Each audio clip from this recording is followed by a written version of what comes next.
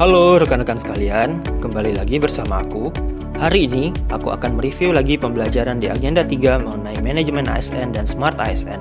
Menurut pasal 1 angka 5 Undang-Undang ASN dijelaskan bahwa manajemen ASN adalah serangkaian proses pengelolaan ASN untuk mewujudkan ASN yang profesional dengan hasil kerja tinggi dan perilaku sesuai nilai dasar ASN, bebas dari intervensi politik, serta bersih dari praktik korupsi, kolusi, dan nepotisme. Manajemen ASN berprinsip pada 4 hal, yaitu merit system. Pengelolaan ASN didasarkan pada kualifikasi, kompetensi, dan kinerja, bukan karena kedekatan atau kepentingan politik. Profesionalisme, ASN bekerja sesuai kompetensi dan kode etik. Keadilan dan kesetaraan, setiap ASN memiliki kesempatan mengembangkan karir secara berkeadilan.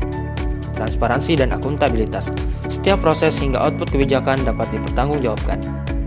Manajemen ASN juga mencakup seluruh proses pengelolaan sumber daya manusia yang terdiri dari 1. Perencanaan ASN, melalui kegiatan utamanya, menganalisis kebutuhan pegawai, penyusunan formasi, dan perencanaan karir. 2. Pengadaan ASN, melalui kegiatan utamanya yaitu rekrutmen terbuka dan seleksi berbasis kompetensi. 3. Pengembangan kompetensi, melalui kegiatan utamanya yaitu pelatihan, pendidikan, coaching, mentoring, serta penilaian potensi dan kinerja. 4. Manajemen kinerja, melalui kegiatan utamanya yaitu penetapan target kinerja atau SKP, penilaian dan umpan balik. 5.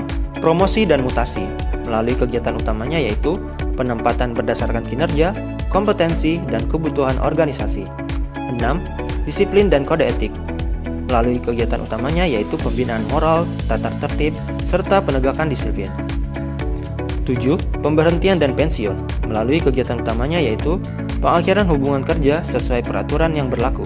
Seiring dengan perkembangan teknologi, kini pengelolaan manajemen ASN dilakukan dengan digitalisasi melalui penyediaan berbagai layanan digital yang mendukung manajemen ASN dan terintegrasi secara nasional.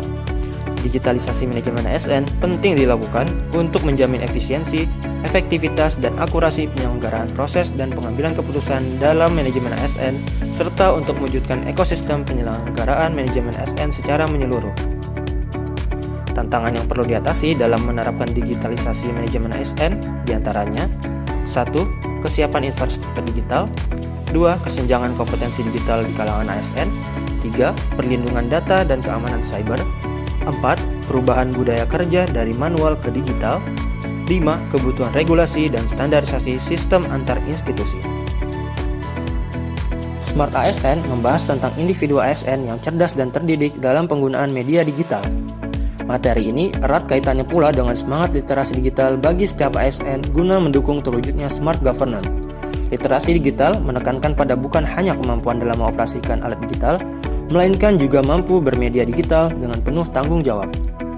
Terdapat 4 pilar dalam pelaksanaan literasi digital, diantaranya 1. Digital skill, yaitu kemampuan dalam mengoperasikan perangkat keras dan lunak serta sistem operasi digital.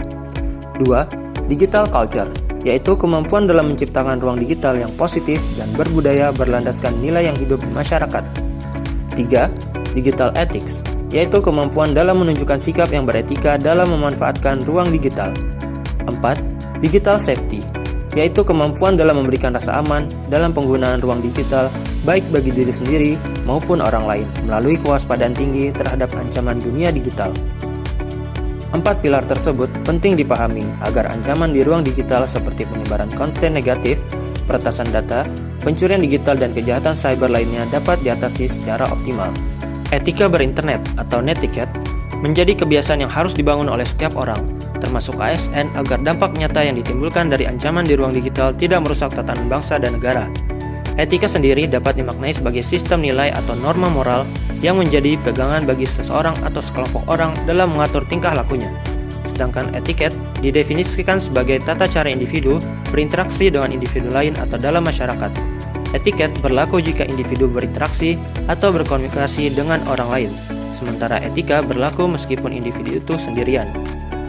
Adapun beberapa etika dalam berinternet yang dapat diterapkan dalam kehidupan sehari-hari diantaranya 1. Jangan menggunakan huruf besar atau kapital. 2. Apabila mengutip dari internet, kutiplah seperlunya. 3. Memperlakukan email sebagai pesan pribadi. 4. Berhati-hati dalam melanjutkan email ke orang lain. 5. Biasakan menggunakan format plain text dan jangan sembarangan menggunakan HTML. 6. Jangan kirim file berukuran besar melalui attachment tanpa izin terlebih dahulu dari penerima pesan. Sedangkan contoh etiket berinternet antara lain: 1. Menulis email dengan ejaan yang benar dan kalimat yang sopan. 2. Tidak menggunakan huruf kapital semua. 3. Membiasakan menulis subjek email untuk mempermudah penerima pesan. 4. Menggunakan BCC atau blind carbon copy, bukannya CC atau carbon copy, untuk menghindari tersebarnya email milik orang lain. 5. Tidak mengirim email berupa spam, surat berantai, surat promosi, dan surat lainnya yang tidak berhubungan dengan mailing list. 6. Menghargai hak cipta orang lain. 7. Menghargai privasi orang lain. 8. Jangan menggunakan kata-kata kasar dan vulgar.